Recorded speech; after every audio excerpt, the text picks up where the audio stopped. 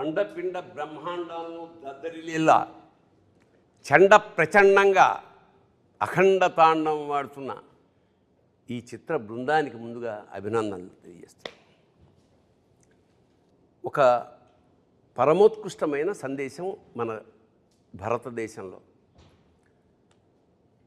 అది ఒక జీవిక.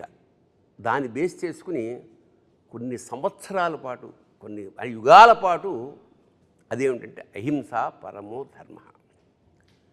కాకపోతే మన దురదృష్టం ఏమిటంటే అహింసా పరమో ధర్మ అన్న వాక్యాన్ని పట్టుకుని జాతి యావత్తు నిర్వీర్యం అయిపోయింది. దాన్ని ఉత్తేజితం చేయాలంటే దాని రెండో లైన్ కూడా ఉంది. అహింసా పరమో ధర్మ అంటే అహింసని మించిన ధర్మం లేదు, అంతవరకు అందరికీ తెలుసు. కానీ ధర్మానికి సంకటం వచ్చి ధర్మం నాశనం అయిపోతున్నాడు. అప్పుడేం చేయాలి? ధర్మహింస తదైవచ. ధర్మాన్ని కాపాడడానికి మన వాళ్ళు శిరచ్ఛేదం స్వచ్ఛందంగా చేసిన మహానుభావులు ఉన్నారు. సో మనం ఒక సినిమా చూస్తున్నప్పుడు ప్రత్యేకంగా ఈ అఖండలో విశేషం నాకు ఏమనిపించిందంటే, దివాణి అంటే రెండు కలిసి, ఒక దేశము ఆధ్యాత్మికత, దేవుడు దేశము పెనవేసుకుని ఒక ఉత్కృష్టమైన సందేశాన్ని ప్రపంచానికి అందించారు. అది నాకు చాలా గొప్ప. ఎందుకంటే ప్రతి సినిమా చేసినందుకు చివరికి అన్యాయం నశిస్తుంది, ధర్మం జయిస్తుంది అని చిన్న క్లైమాక్స్ ఫైట్తో, అది కాదు, ఆశాంతం ప్రతి క్షణం ఎక్కడ అంటే నిద్రపోతున్న ఒక జాతిని జోలపాడే జాతి స్థాయి నుంచి డంకా కొట్టి మేల్కొల్పాలి. ఎలా అంటే సర్వనాడులు ఒక్కసారి ఉత్తేజితం అయిపోయి అంటే నాకు నేను చూస్తున్నప్పుడు సినిమా కంటిన్యూస్గా, అంటే అద్భుతాల పరంపర, అలా సినిమా చివరి వరకు అలా చూస్తూ ఉన్నాం. ది రీజన్ ఈజ్, చాలామంది అన్నారు ఇందులో మానవాతీతుడే, మానవాతీతుడు కాబట్టి అలా చేయగలిగాడు, సామాన్యుడు చేయలేడు. ఇది మానవాతీత శక్తి. ఇంకోటి, ఎప్పుడు మానవాతీత శక్తి ఎవరి కోసం చేస్తున్నారు? మునులు ఋషులు ఎక్కడో తపస్సు చేసిన ఎవరి కోసం చేస్తున్నారు? వీళ్ళ కోసం చేస్తున్నారు. అందరిలాగా సంసారాలు బాగా సజావుగా సాగాలంటే, అంటే దేశం సుభిక్షంగా క్షేమంగా ఉండాలంటే బార్డర్ మీద సైనికులు ఎంత ఉంటారో ఇంటర్నల్గా అంతరాత్మలో ఇలా మన కోసం తాపత్రయపడే మునులు యోగులు అలాంటి వాళ్ళే. ఇందులో బాలయ్య వేసిన ఆ వేషం ఏదైతే ఉందో అది ధర్మరక్షణకు ఒక అద్భుతమైన సింబల్.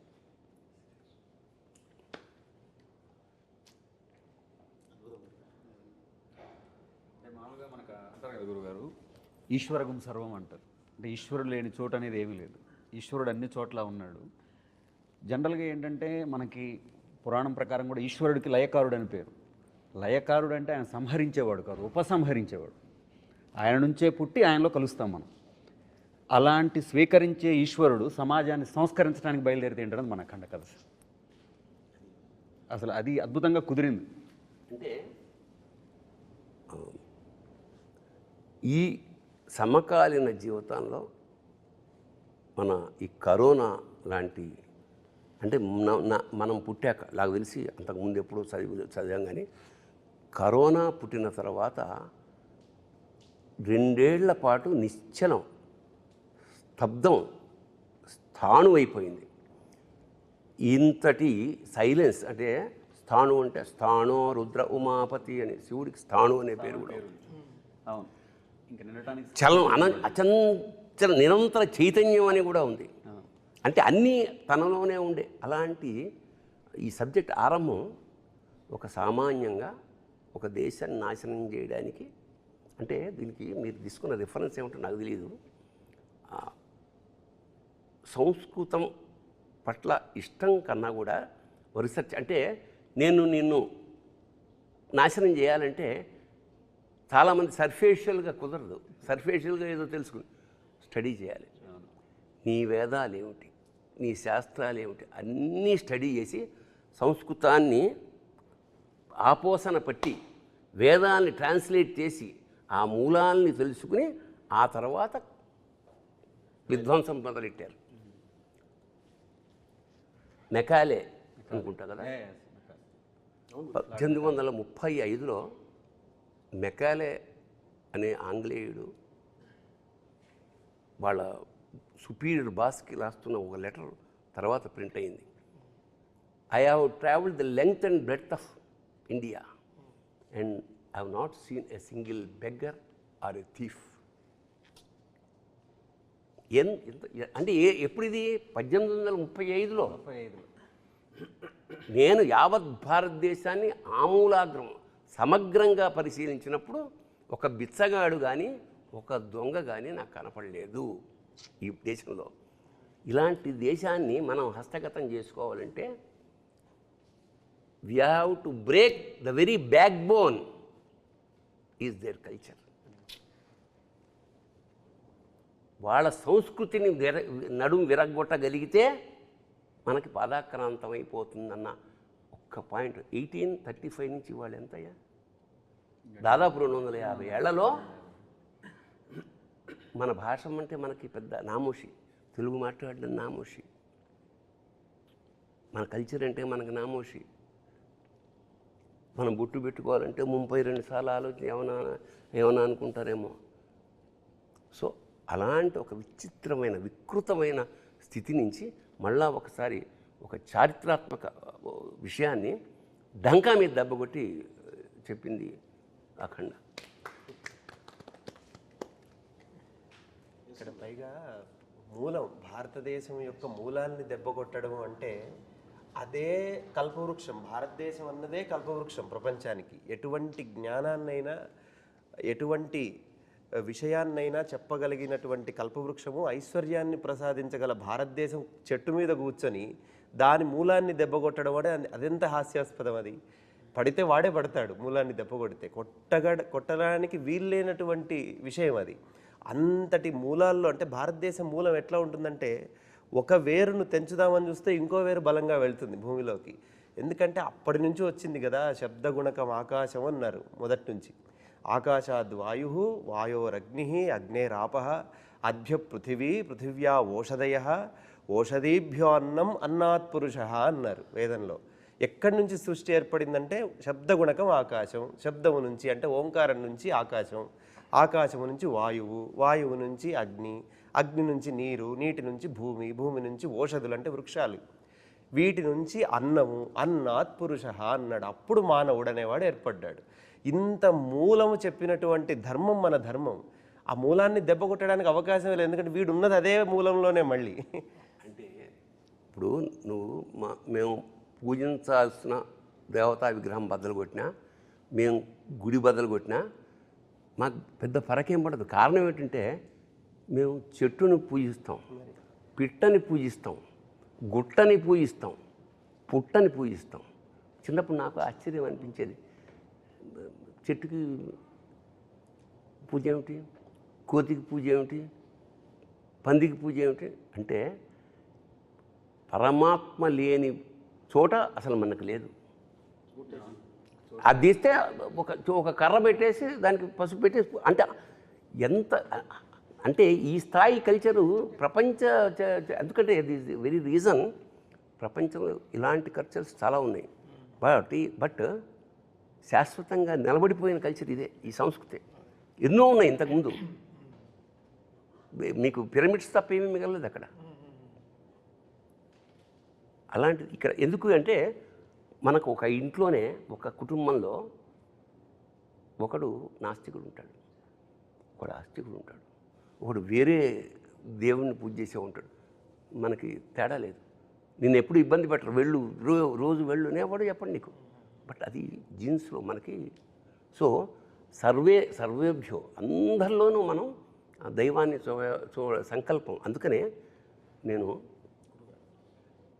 నాలోన శివుడు గలడు, నీలోన శివుడు గలడు, నాలోన గల శివుడు నీలోన గల శివుడు లోకమ్ములేలగలడు కోరితే శోకమ్ము బాపగలడు.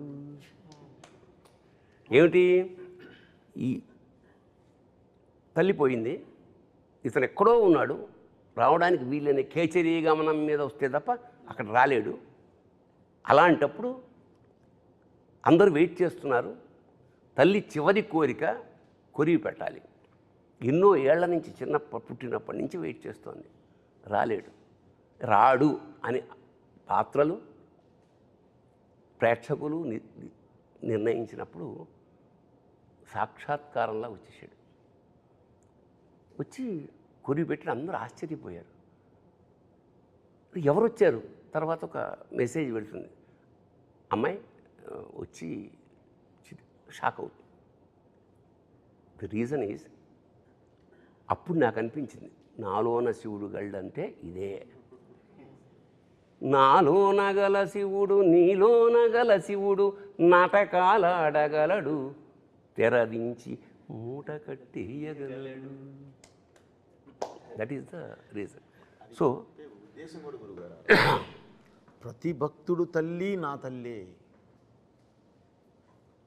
ప్రతి భక్తుడు ధర్మాన్ని కాపాడడానికి నిలబడి ప్రాణం కూడా పణంగా పెట్టి అవసరమైతే ధర్మం కోసం ఏదైనా చేసే ప్రతి భక్తుడు తల్లి నా తల్లే అని చెప్పేదే ఆ రోజు అక్కడ ఉన్న సద్దేశం గురుగారు. వండర్ఫుల్. ఎందుకంటే నువ్వు పూజిస్తున్నప్పుడు నువ్వు దాసుడివి. నిజానికి నువ్వు మమేకం అయిపోయినప్పుడు వాడు నీకు దాసుడు. శివుడు నీకు దేవుడు నీకు దాసుడు అయిపోతాడు. ఇప్పుడు మనకి పూజా విధానం అంటే ఏమిటంటే ఎలిమెంటరీ స్కూల్, కొబ్బరికాయలు కొట్టామా, దండలు వేసామా, కిరీటాలు చేయించి ఎలిమెంటరీ స్కూల్. నెక్స్ట్ స్టేజ్ అక్కడ ఏమంటాడు, దేవుడు అనేవాడు నేను వేరు అని. Meditation next step. అక్కడేముంటాడు, దేవుడు నీలో ఉంటాడు, బయట ఎక్కడ ఉంటాడు. కొబ్బరికాయలు కొట్టక ఏమి అగరత్తులు అక్కర్లా. తర్వాత థర్డ్ స్టేజ్ ఇది, బికమింగ్ శివ, బికమింగ్ గాడ్ అనేది ఈ సినిమాలో ఆ ట్రాన్స్ఫర్మేషన్. అతను నేను శివుడు వేరు అనుకోడు. అందుకే శివుడు సాక్షాత్ శివుడిని కొరిబెడ్డానికి తీసుకురావడం అనేది ఒక విధంగా చాలా ధైర్యం. అది నేనే షాక్ సార్. ఎట్లా ఒప్పుకుంటారు? ఆ రీల్ మాత్రం పంపించలేదు నాకు లాస్ట్ మినిట్ వరకు. ఎట్లా ఒప్పుకుంటాడు? దేవుడు వచ్చి పెడతాడా అంటే, ఒరే పిచ్చివాడా పెడతాడు. ఆ స్థాయిలో కనుక నువ్వు దేవుడిని నమ్ముతే. అది 8వ రీల్ మాత్రం ఆపారు. 8వ రీల్ ఏంటి సార్ అంటే, సార్ సపరేట్గా మన ఇద్దరు కూర్చోవాలి మీకు చెప్తానని 9th రీల్ వచ్చేసింది. 8th రీల్ మాత్రం ఆపారు. బట్ చూసినప్పుడు అలా ఒక వేరే మూమెంట్.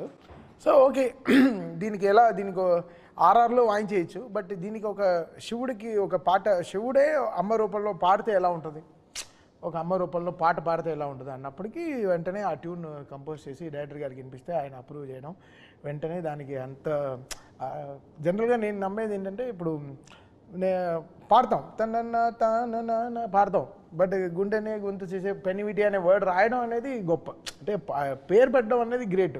అలా ప్రాణం పోసిన శంకరుడా అనేది ఆయన రాసిన విధం ఆ పాటకి అలా తీసుకొచ్చి ఒక 100 కిలోలు బరువు పెట్టేసి వెళ్ళిపోయింది. సో ఇంకా ఆ బరువుని పరువు పోకుండా కాపాడే బాధ్యత మాది. కరెక్ట్గా అది ఎలా దాన్ని ట్రాన్సిషన్ కరెక్ట్గా ఇది పెట్టేటప్పుడు ఎలా చేయాలి, ఎక్స్ప్రెషన్కి ఎలా తీసుకెళ్ళాలి సినిమాలో చాలా ఎక్సర్సైజ్ చేసాం. ఫస్ట్ అఖండాకే చాలా ఎక్సర్సైజ్. అంటే జగపతి బాబు గారు దానం ఇస్తారు కదా, ఇది బిడ్డని, అక్కడి నుంచి కాశీకి ఓ ట్రాన్సిషన్ ఉంటుంది.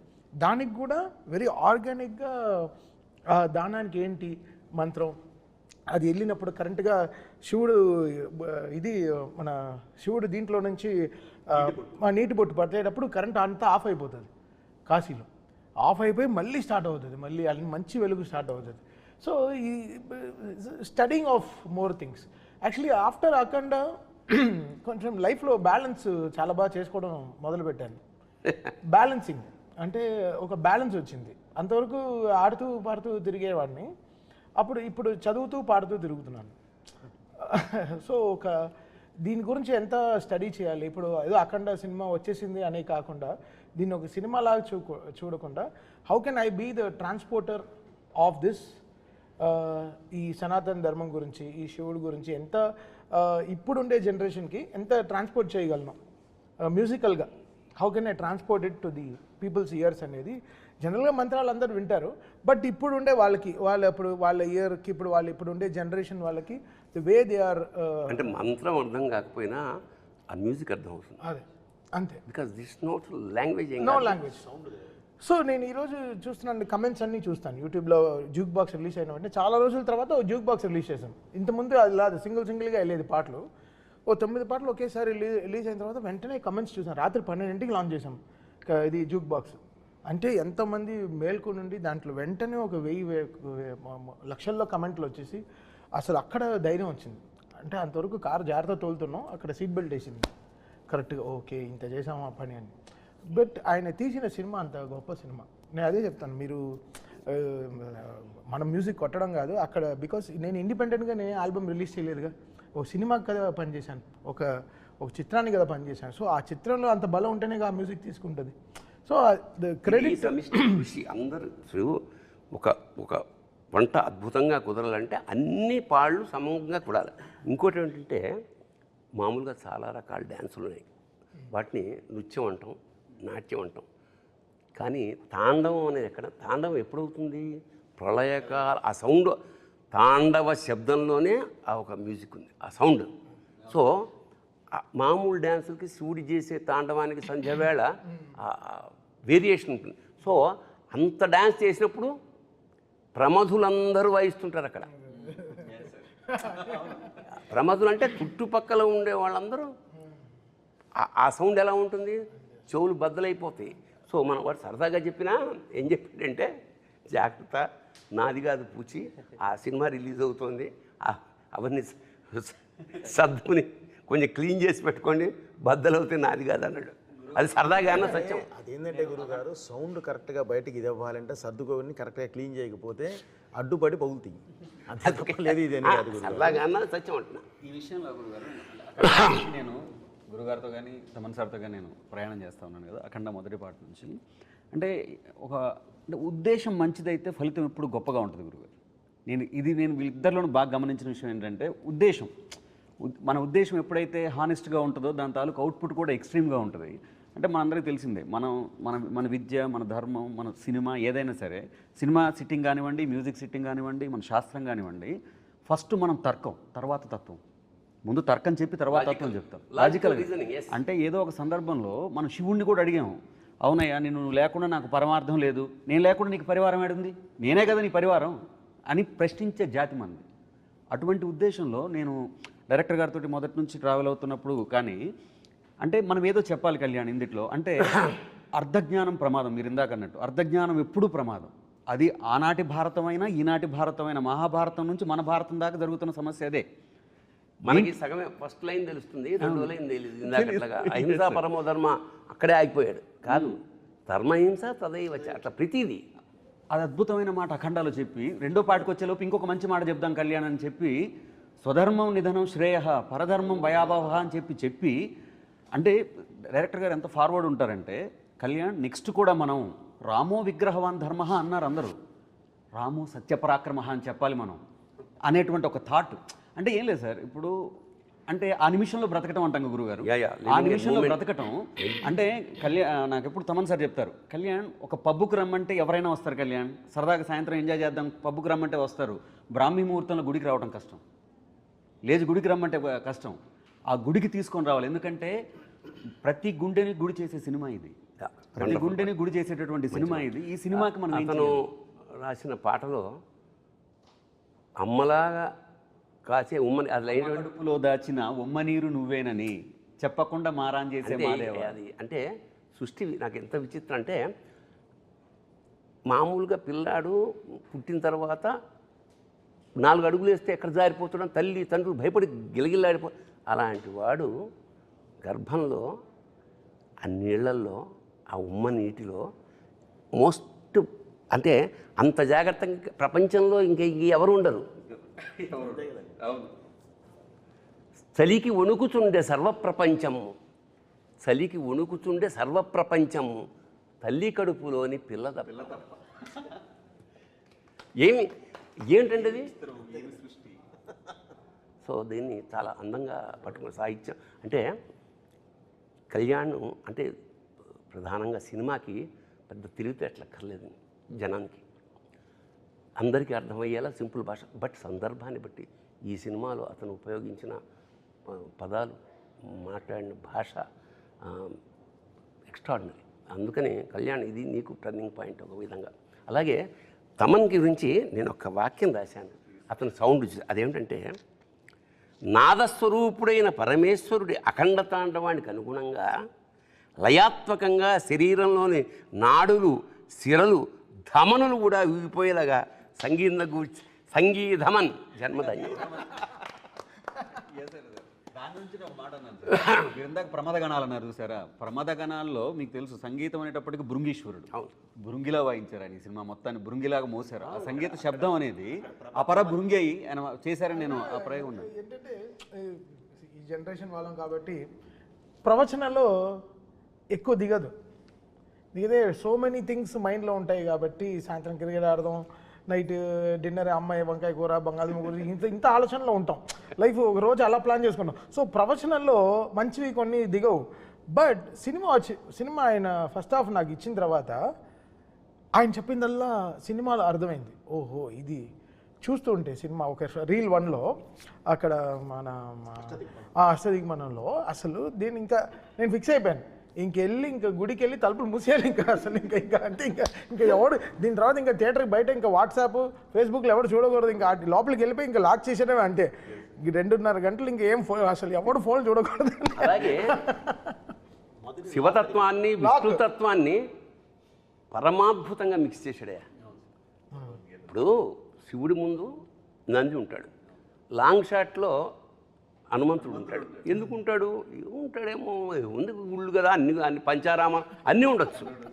కానీ ఇందులో విష్ణుతత్వాన్ని తీసుకుని ఆ రామతత్వాన్ని తీసుకుని అందులోంచి గద తీయడం అనేది అంటే శివకేశవులకు అభేదం. ఇప్పుడు ఎంత అంత అంత ఎంత ఎంత పొయిటిక్గా దానికి నిజంగా అంటే ఇప్పుడు దురదృష్టవశాత్తు దేశంలో మా విష్ణువు గొప్ప, మా శివుడు గొప్ప అనే ఒక దరిద్రమైన ఒక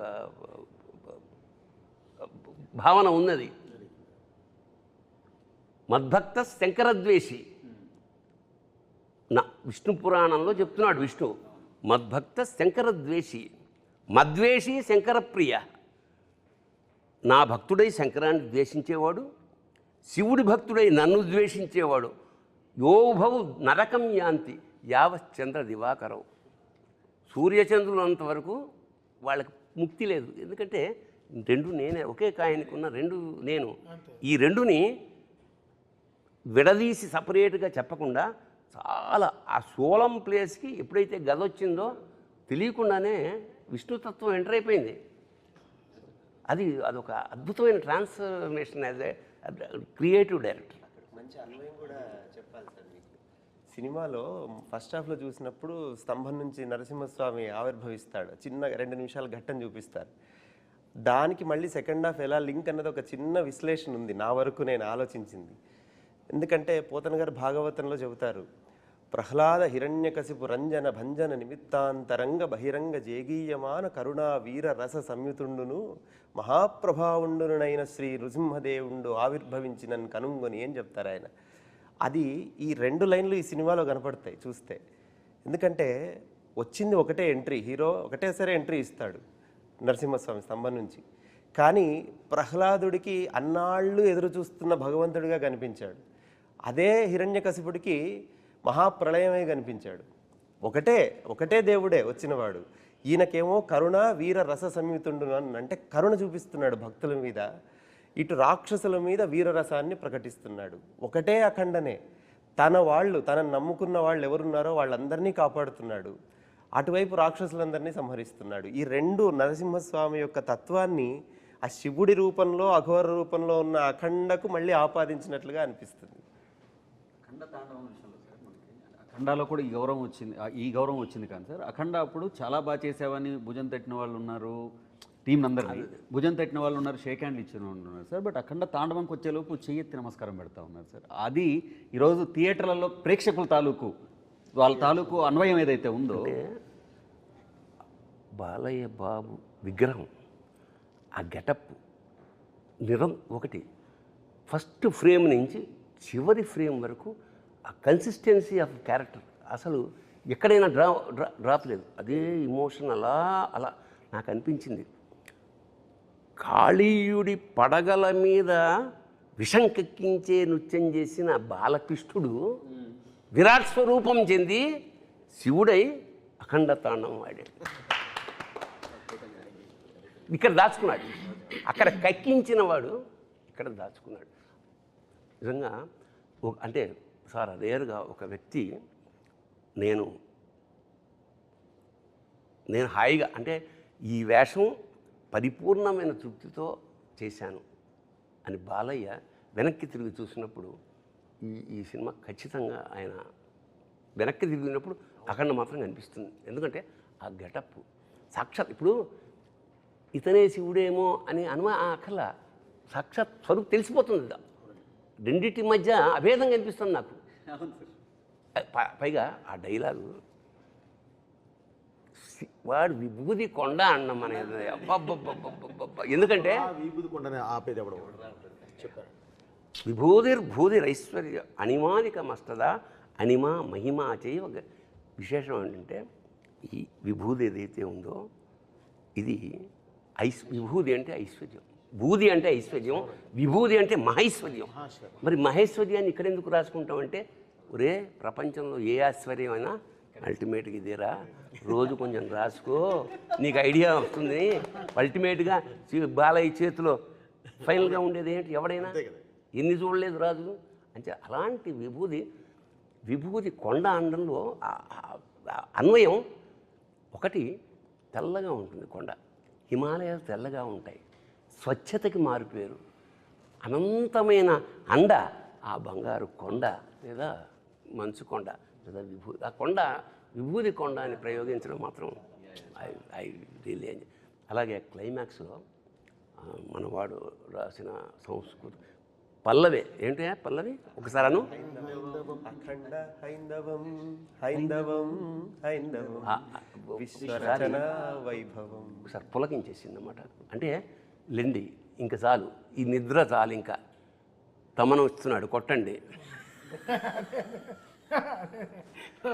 మేల్కొల్పు అంత స్ట్రాంగ్గా నిజంగా ఇది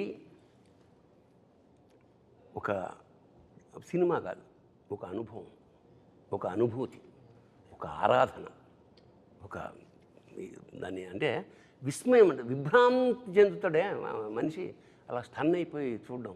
అది ఈ సినిమాలో సాధ్యపడిందంటే ఇది ఒక్కళ్ళ కృషి కాదు. ఎప్పుడైనా సరే కెప్టెన్ ఆఫ్ ద షిప్ అని డైరెక్టర్ ఉంటారు, ప్రొడ్యూసర్ ఏమన్నా ఓనర్ ఆఫ్ ద షిప్, మిగతా అందరూ నడిపారు పడవని. పరమేశ్వరుడి కృప ఉంది పైన. ఒక ఆర్టిస్ట్కి జన్మ సాఫల్యం అంటే ఇప్పుడు అన్నగారు చేసిన చాలా వేషాలు ఉన్నాయి కదా, రాముడుగా కృష్ణుడుగా. ఇవాళ ఆ వేషంగా ఎవడు ఫీల్ అవ్వాలా, చాలా కాలం ఇంట్లో ఫోటోలు ఇంట్లో దేవుడి ప్లేస్లో పెట్టారు. అలాగా ఒక చేతన, ఒక విస్మయం కలిగించిన బాలకృష్ణ జీవితంలో ఇది వెనక్కి తిరిగి చూసుకుంటే మాత్రం. కథ మొదలైనప్పుడు డైరెక్టర్ గారు మాట్లాడారు, ఎప్పుడు ముగింపు వాక్యాలు గొప్పగా రాస్తాం కదా, అంటే మనం ఎక్కడ మొదలు పెడుతున్నాం అన్నదే చాలా గొప్ప విషయం. దీంట్లో మొదటి మాటగా ఆయన రాశారు, శివుడు సాధ్యం మనం సాధనం అని. అంటే అది అక్కడ మొదలైంది కథ, అక్కడ పుట్టింది కథ. బాలయ్య గారి గురించి ఎప్పుడు గురుగారు ఒక మాట చెప్తారు సార్, అంటే ఆ కలశంలో ఉంది అమృతం అయితే ఆఖరి చుక్కలో కూడా అమృతమే ఉంటుంది.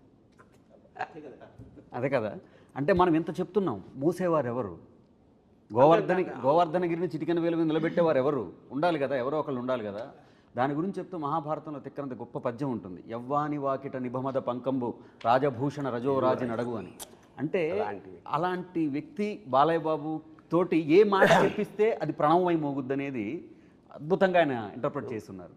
ఇది డిజైన్ నేను అదే చెప్తాను, అంటే మన తిరుపతి కొండకి బస్సు వెళ్తుంది, వెనకాల ఘాట్ ఎలిజిబుల్ అని రాసి ఉంటుంది, ఇది బస్సు కరెక్ట్గా డివోటీస్ని పైకి తీసుకెళ్ళడం. సో అలా ఇక్కడ డిజైన్ ఉంటుంది, ఓకే ఇతను ఎలిజిబుల్.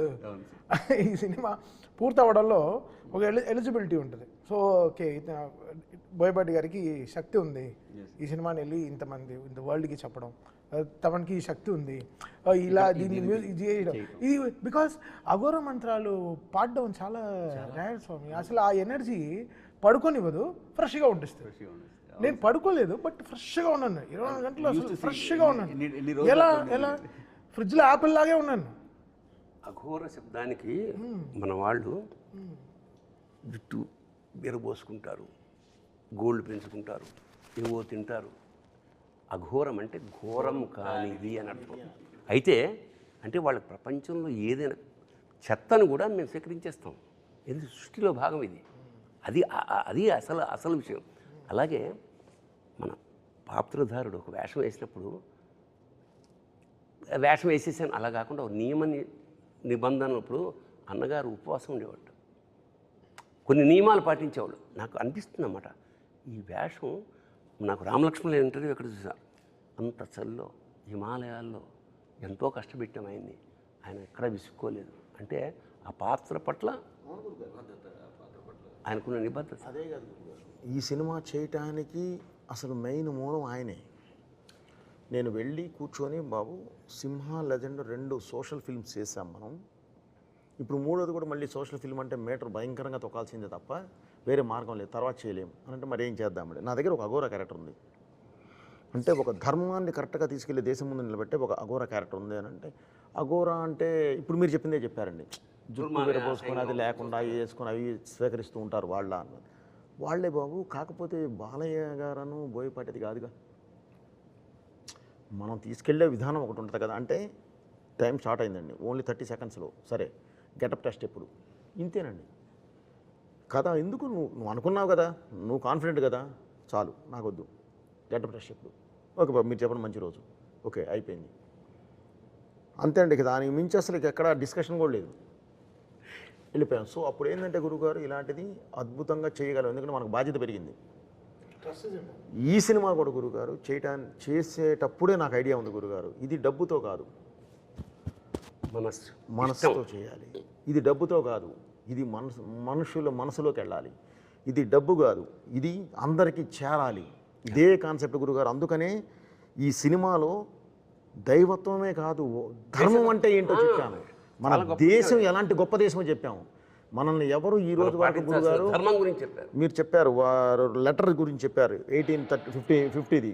నేను ఇంక అంత ముందు నుంచి వచ్చాను గురుగారు. అసలు మన రాజులేంటి, మన రాజ్యాలేంటి, ఎన్ని సంవత్సరాల పాటు ఎలా ఉన్నారు, అసలు వీళ్ళని ఎవరు జయించలేక ఎలా విడగొట్టారు, అక్కడి నుంచి చదువుకుంటూ వచ్చి ఇప్పుడు దీనిలో కరెక్ట్ చెప్పించాను గురుగారు.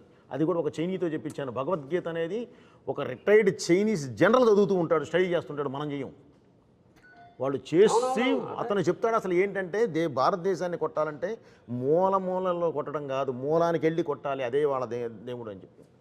హతోవా ప్రాప్సేసే స్వర్గం, పోయావా స్వర్గం వస్తుంది, జిత్వావా భోజ్యసే మహీం, గెలిచావా యావత్ భూమండలాన్ని, తస్మాత్ ఉత్తిష్ట కౌంతే. ఇది భారతీయుడికి చెప్తున్నాడు, ప్రతి భారతీయుడికి మనం ఈ సినిమా ద్వారా ఉత్తిష్ట కౌంతేయ యుద్ధాయ కృత నిశ్చయ, యుద్ధాన్ని సిద్ధంగా ఉండడం. See it is a motivational Bhagavad Gita.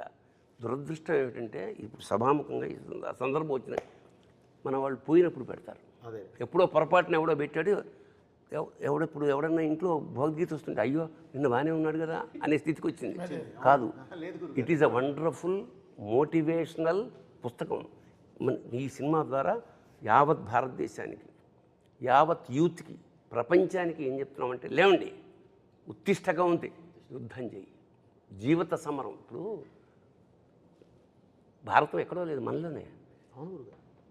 పంచేంద్రియాలు, పంచ పాండవులు, అనంతమైన కోరికలు కౌరవులు, మనస్సు అర్జునుడు, బుద్ధి కృష్ణుడు, యుద్ధం కురుక్షేత్రం.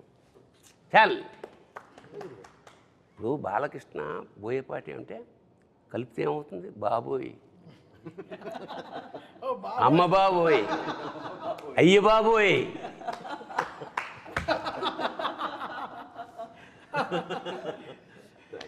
That is the film, wonderful experience అంతే. హైందవం గురించి అంటున్నప్పుడు కూడా, ఎందుకంటే మూలమే ధర్మం. సినిమా అంతా కూడా ఎన్నో సమస్యల్ని దాటుకొని దాన్ని ఛేదించి భేదించి విజయాలు సాధించి ఆ క్యారెక్టర్ అట్లా శిఖరాగ్రానికి చేరుకుంది అఘోర అన్నది. ఆ పాట అక్కడ రావడమే ఔచిత్యం. అక్కడ ఇంతసేపు చెప్పింది ఆ ధర్మం గురించే. ఏ ధర్మం గురించి మనం పోరాడామో గెలుచుకుంటూ వచ్చామో ఆ ధర్మం ఇది అని చెప్పే సందర్భం అది చివర్లో.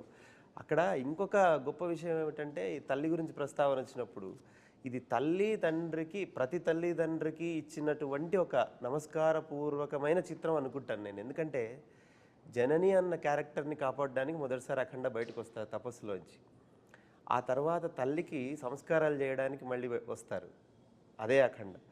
చివరిలో భారత జననికి మళ్ళీ ఆపద రాకుండా ధర్మాన్ని కాపాడడానికి వస్తాడు. అంటే జనని జనని జనని, తల్లిని కాపాడుకుంటూ తల్లి కోసం పనిచేస్తున్నాడు.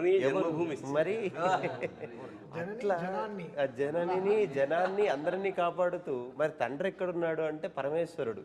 మమైక్య ప్రాప్తిరస్తు అని శివుడు వచ్చి కలిపేసుకుంటాడు మళ్ళీ జననిని. ఈ తల్లి తండ్రికి ఒక నమస్కారపూర్వకమైనటువంటిది చిత్రం ఇది.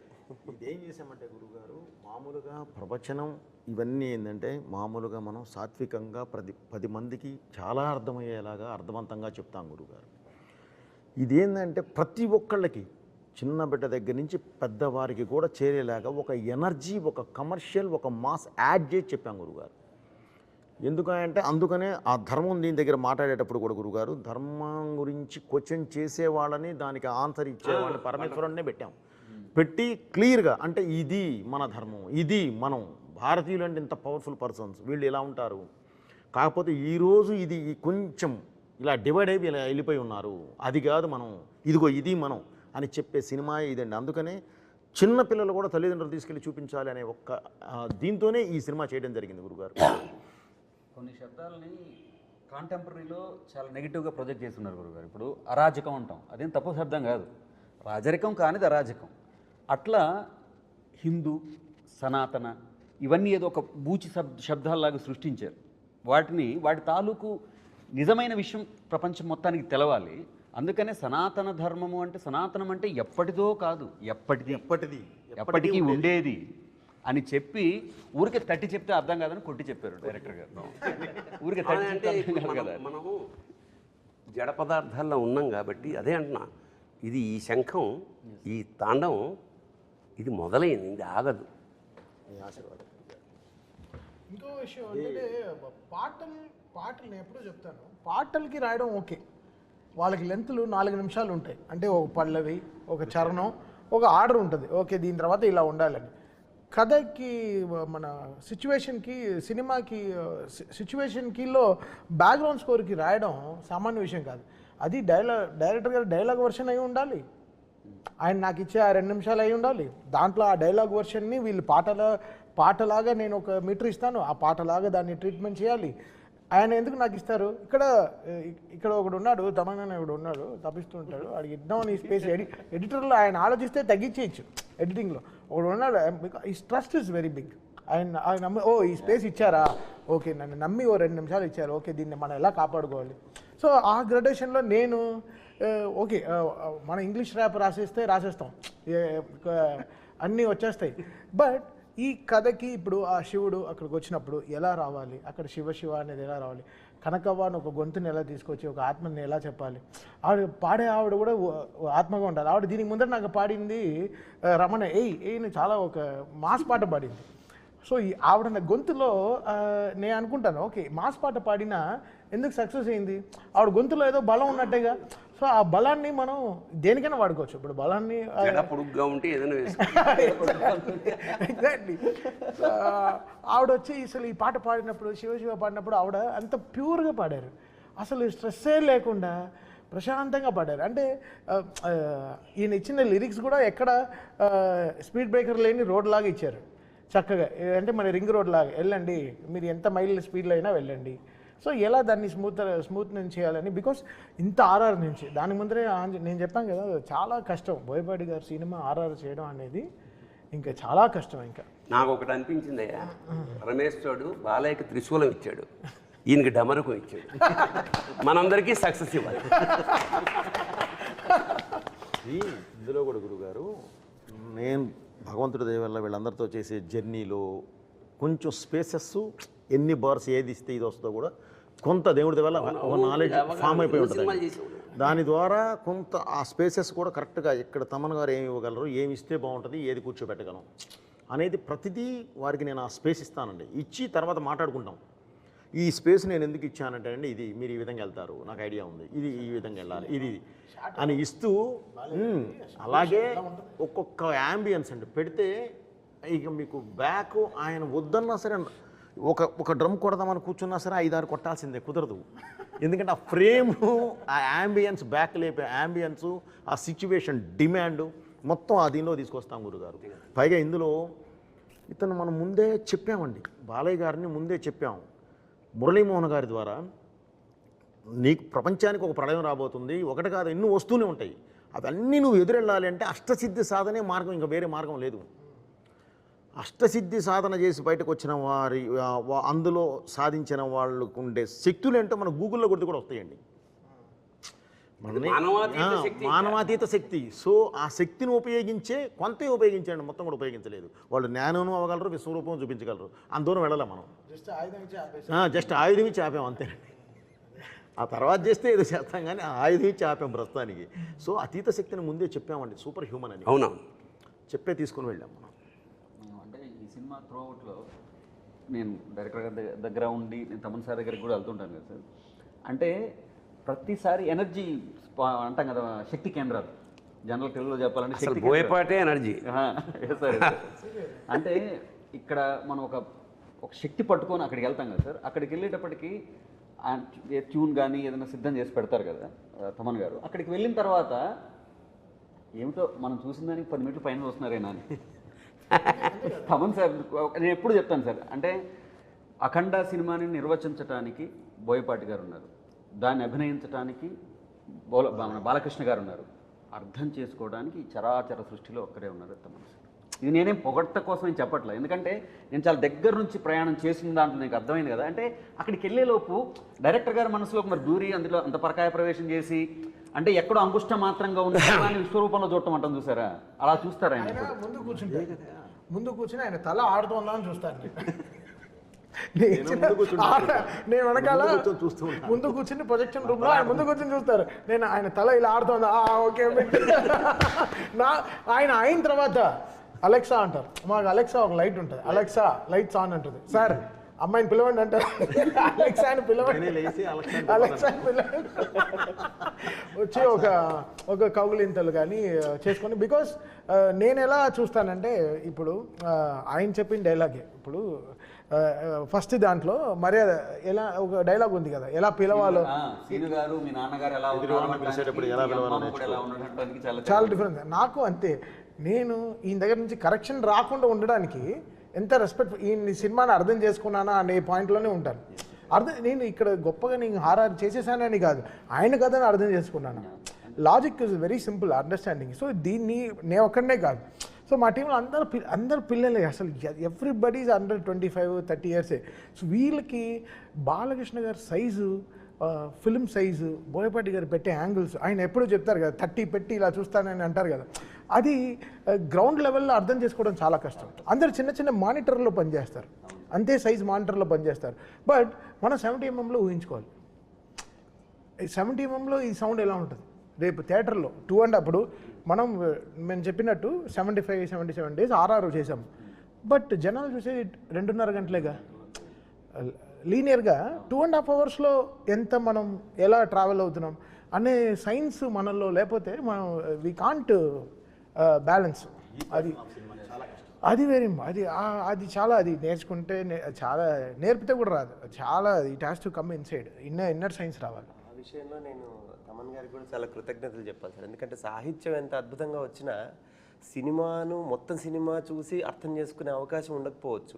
అంటే రచన వరకు మేము ఉంటాం కాబట్టి ఆ మొత్తము అర్థం చేసుకొని ఆ సీన్కి ఏం కావాలి దాన్ని అది దాని ఏమాత్రం తగ్గకుండా ఆ సారాన్ని మళ్ళీ మాకు ఇస్తే కదా మేము రాయడానికైనా అది వీలుగా ఉంటుంది. దానికి మొత్తం credit నేను తీసుకోలేను గురుగారు. శ్రీకృష్ణనే మాతో ఇప్పుడు ఇది ఈ సక్సెస్ ఇది అఖండ అనే ఒక పల్లకి, దానికి మొదటి బోయి, మిగతా అందరం మనం పట్టి తీసుకెళ్తున్నాము. అంటే ఇతను వీళ్ళతో పనిచేసింది నేను మాత్రం కాకుండా టీంలో కూడా, అంటే మ్యూజిక్ సైడ్ శ్రీకృష్ణ గారు, అద్వితి అని ఒక అమ్మాయి, ఇంకా శృతి అని ఇంకో అమ్మాయి, ప్రకృతి అని ఇంకో అమ్మాయి, వాగ్దేవి అని ఒక అమ్మాయి, ప్రణతి అని ఇంకో అమ్మాయి, వీళ్ళందరూ చాలా వీళ్ళ తపస్సు ఏంటంటే మనకు కరెక్ట్గా పనిచేయాలని. సో అందరూ ఈక్వల్ రెస్పెక్ట్స్ ఇస్తూ వస్తేనే అన్ని కరెక్ట్గా కామాలు పంచువేషన్స్ కరెక్ట్గా ఉంటాయి, లేకపోతే అలా లూజ్ అయిపోతాయి. అదే టీం కూడా, అంటే మా టీం కూడా అసలు ఓషో కానీ, అసలు హరి కానీ, శశాంక్ గారు కానీ, అసలు వీళ్ళందరూ ఈయన చెప్తారు టీము సూపర్ టీం సార్ మీకు అంటారు. సో అది ఎప్పుడు అదే ప్లేయింగ్ 11 క్యాప్టెన్ ఒకటి ఉంటే చాలుగా, 11 మంది కరెక్ట్గా ఆడాలిగా, అప్పుడే గెలుస్తాం. సో అది ఫెంటాస్టిక్గా పాజిటివ్గా ఉండే టీం, పాజిటివ్, ఎగ్జాక్ట్లీ మెయిన్ పాజిటివ్గా ఉండే టీం అండి. అది గురుగారు ఇప్పుడు ఈ సినిమా భారతదేశం ఆత్మ అని ఇప్పుడు ఫస్ట్ నేను అదే చెప్పాను. ఈ సినిమా భారతదేశం ఆత్మ అని అంటే ఆ ఆత్మ ఇవాళ థియేటర్లలో కలా ఫ్లో అయ్యి ప్రతి వైపు నుంచి కూడా రెస్పాన్స్ వస్తూ ఉంటాయి. అంటే చెప్తారు కదా sir, cinema is mutual respect and mutual belief అని, mutual belief and mutual respect అని. దాని తాలూకు రిఫ్లెక్షన్స్ కానీ ఇవాళ త్రూ అవుట్, అంటే ఐఎమ్ బేసికలీ నేను బాలయ్య బాబు అభిమాని కదా సార్, త్రూ అవుట్ ఎక్కడి నుంచి వస్తున్నా కానీ ఆ ఎనర్జీ అనేది. విచిత్రం ఏంటంటే ఎవరి అభిమాని అయినా ఇందులో బాలయ్య కనపడలా, ఒక శివతత్వమే. నాకు కూడా క్వశ్చన్ మార్క్ వస్తుంది ఒక్కొక్క రీల్ తర్వాత. దీని తర్వాత ఇంకేం చేస్తారు, ఇంకో ఫైట్ ఉందన్నారు, దీని తర్వాత ఇంకేం చేస్తారు, ఇంకేం చేస్తారు, అయిపోయింది. ఆదిని చంపేశారు, నెక్స్ట్ ఏంటి హనుమంతుడు. ఎలా మెన్షన్ చేయాల్సిన ఒక పేరు మాత్రం ఆది. ఎందుకంటే ఒక పాజిటివ్ ఎనర్జీకి కరెక్ట్గా నెగిటివ్ ఎనర్జీ అంటే అతని పెర్ఫార్మెన్స్ నిజంగా హ్యాట్స్ ఆఫ్ నిజంగా. అంటే ఈయన తట్టుకోవడం మానవ సాధ్యం కాదు కదా, అంచేత అతను పడాల్సిన శ్రమంతా మనకు కళ్ళ ముందు తెలిసిపోతుంది. అది ఆయన పైనుంచి వెళుతున్న బాలయ్య గారి మీద నుంచి వెళుతున్న విభూది, నేను శ్రీశైలం నుంచి తెప్పించిన ఒరిజినల్ విభూదేనండి. ఆయనకి మన ఒరిజినల్ విభూతి గురుగారు 100 కేజీలు అక్కడి నుంచి తెప్పించి, ఎందుకంటే అది ముక్కులోకి వెళ్తే మామూలు అయితే ఎలర్జీస్ వస్తాయి, అందుకని అక్కడి నుంచే స్వామివారి దగ్గర నుంచే తెప్పిస్తామండి. తెప్పించి దాన్ని ఆయన మీద వాడాము. అలాగే ఆదికి బ్లాక్ ఒక నెగిటివ్ అని చెప్పడానికి ఒక ఇది కలర్ యూజ్ చేస్తాం కదా గురుగారు, అది కూడా ఒరిజినల్ కోల్ నుంచి జాగ్రత్తగా ఇది చేసాం గురుగారు. ఏది కళ్ళల్లో పడ్డా ముక్కులో పడ్డా ఎలర్జీ రాకుండా, కానీ అది ఒరిజినల్ సీజీ ఇది ఉంటుంది. కొడితే 4 కంప్రెసర్లు పెట్టి కొడితే జుబ్బు మనకి గుర్తుంటుంది, మన వస్తుంది గురుగారు. అప్పుడు ఓపెన్ అవుతాయి మన ఫ్యాంటమ్ కెమెరాలు 2, 500 ఒకటి 700 ఒకటి క్లంగ్ మనకి. క్లంగ్ అనేవాడు బాగా వాడతారు ఆయన. Clang sir, clang Manali sir. Okay సరే, ఓకే. ఈ క్లంగ్ని నేను వెతుకుతూ ఉంటాను, ఈ క్లంగ్ని ఎలా తేవాలి. ఓకే, అంటే ఆది గారి విషయం గురించి వచ్చింది కాబట్టి, బట్ మనం ఇంత సంస్కృతంలో ఇలా వెళ్తున్నాం కాబట్టి ఈ లాంగ్వేజ్ ఆది గారికి హీబ్రూ లాంగ్వేజ్ వాడాం. So Hebrew is the most against language of against మన సాంస్క్రిట్ అన్నమాట. సో ఆ లాంగ్వేజ్ ఆయనకు వాడి ఆయన టీంలో హీబ్రూ లాంగ్వేజ్ వాడడం జరిగింది, దాని తగ్గ మ్యూజిక్ కరెక్ట్ జరిగింది. సో డిజైన్కి సమిష్టి కృషి తప్ప వచ్చి కూర్చున్నాయి గురుగారు. ఇది ఒకటే ఏంటంటే జనానికి ఇది వెళ్ళాలి, నెక్స్ట్ జనరేషన్ దీనివల్ల ఈ సినిమా వల్ల ప్రభావితమై ఎంతో కొంత వాళ్ళు అలవర్చుకోవాలి. ఎందుకంటే ఇది ముందు కూడా అని చెప్పినట్టు ఇది అఖండ అనేది ఒక జాగృతం చేసే, జాతిని జాగృతం చేసే ఒక మహా అనుభూతి, మహాకావ్యం. ఒక చిన్న, అంటే అన్ని పాజిటివ్గా మాట్లాడుకున్నాం కదా, ఒక నెగిటివ్ విషయం ప్రస్తావన ఇస్తా. అంటే చూసిన జనాలు ఇదేంటిది కొడితే అలా లేచిపోతున్నారు, ఇదే మనిషిని బట్టి హారతి తిప్పేస్తున్నారు అని కొంచెం ఏంటంటే వేళాకోళం చేసిన సందర్భాలున్నాయి. మరి దానికి అంటే నాకు అనిపించింది ఏమిటంటే అతను మామూలు మనిషి కాదు, అఖండ అనేవాడు మానవాతీత శక్తి అన్న. మరి దీనికి మీరు ఏం జస్టిఫికేషన్? నేను ఓవరాల్గా ఒక హీరోయిన్కి హీరోకి కెమిస్ట్రీ ఉంటుంది, బాలయ్య గారికి ఒక డైరెక్టర్కి హీరోకి ఒక కెమిస్ట్రీ కొట్టడం చాలా రేర్. సో వీళ్ళ కెమిస్ట్రీని ఫిజిక్స్ రూపంలోనే చెప్తారు.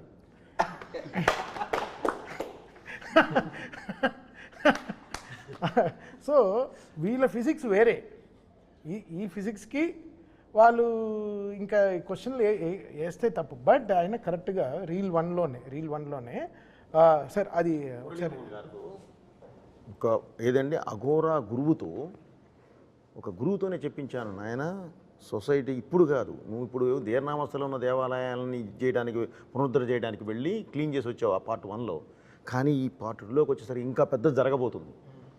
దాన్ని ఆపాలి అంటే నువ్వు సర్వశక్తులు ఇది తీసుకోవాలి, శివశక్తి నీ పక్కన వచ్చి కూర్చోవాలి. దానికి ఉన్న ఒకే ఒక్క మార్గం అష్టసిద్ధి సాధన. ఇది సాధించిన రోజు ఎలా ఉంటావా అంటే మంత్రమైన శాస్త్రమైన అని ఒక అద్భుతమైన ఇది డైలాగ్తో చెప్పించాం గురుగారు. అది గూగుల్లోకి వెళ్తే కూడా సామాన్యులకు కూడా అర్థమైపోతుంది, క్లియర్గా ఉంటుంది అష్టసిద్ధి సాధన. సో ఆయన అది సాధించి 12 సంవత్సరాల తర్వాత బయటకు వచ్చిన వాడు అంటే సూపర్ హ్యూమన్. అది మనం చెప్పే స్టార్ట్ చేశాం గురుగారు. ఎందుకంటే ఇలాంటి తత్వం చూపించేటప్పుడు మామూలుగా ఉంటే కుదరదు గురుగారు, ఎంత బలంగా చెప్పగలిగితే అంత బాగుంటుంది.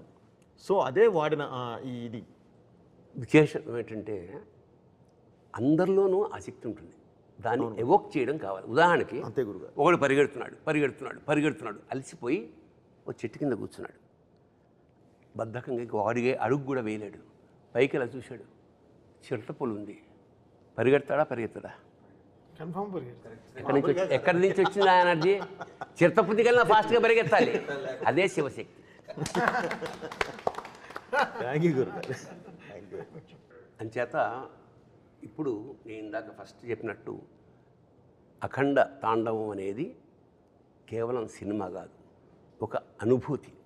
అంచేత దీన్ని ఎందుకంటే దేశం పట్ల దేవుడి పట్ల జమిలిగా ఒక అద్భుతమైన సందేశాన్ని ఇచ్చారు కాబట్టి భవిష్యత్ తరాలకి, ఎందుకంటే ఇవాళ ఇంటెలిజెంట్ క్వశ్చన్ ఇప్పుడు నెక్స్ట్ జనరేషన్ ఏమంటే క్వశ్చన్స్ వేసే జాతి మంచిది. క్వశ్చన్ వేసినప్పుడు దానికి ఆన్సర్ ఇవ్వగలిగితే కన్విన్స్ అవుతారు, దేశం ప్రగతి పదంలో ముందుకు దూసుకుపోతుంది. సో దర్శకుడు, రచయిత, టీం అంతా చేసిన గొప్ప పని ఏమిటంటే ఇందులో క్వశ్చన్స్ వేయించాం, ఆన్సర్లు కూడా ఇప్పించాం. చూడండి, నెక్స్ట్ జనరేషన్కి ఈ కాగడాన్ని అందించండి. శుభం భూయాత్. శివోహం.